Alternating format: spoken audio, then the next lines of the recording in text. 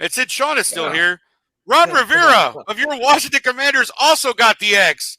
Sean Spencer, you care to comment on?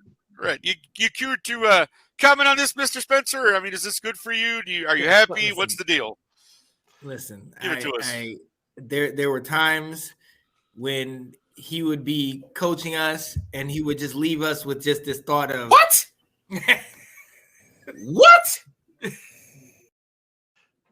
And there were other times when he'd sit there and make you say, I think we all felt that at some point during our games.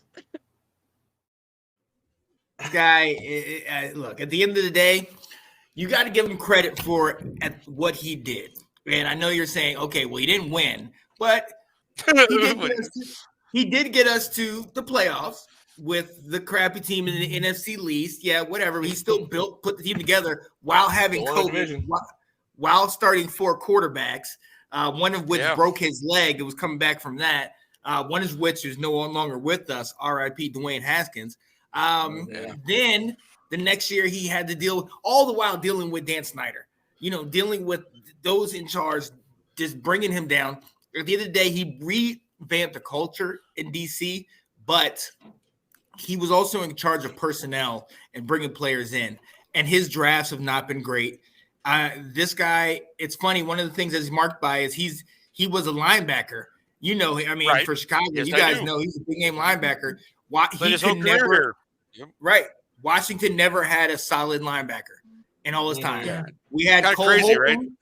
Right.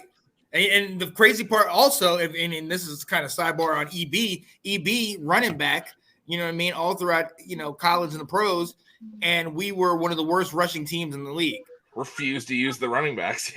Yeah, right. So when you don't use them, guess what? They don't rush. Just saying. At the end of the day, we knew this was going to happen. We knew Ron was going to go, and he kind of. It is what it is. We're going in a new direction. We knew it was going to happen.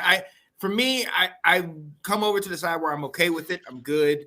Let's see who else we're getting in and things of that nature. But at the same time, I do got to throw that respect to him because when he came in, we were 3-13, and we had Josh Johnson as our quarterback, and we get Chase Young and everything like that. We were really, really in a dark, dark place, and he kind of brought us together. It is more of a moral support victory. You know what I mean? Right. He's always kind of had us relevant at certain times. We always win the game we're not supposed to win, that type of thing.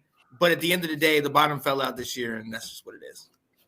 Understood. No, again, you and I have had massive discussions, so we could probably go on for, a half hour as well about Sam Howell and all the stuff that happened this year and why things went the way they did. But at the end of the day, that was enough for new Washington management. There's a new coach. There's going to be a new coach in the D.C. area next year, my friends.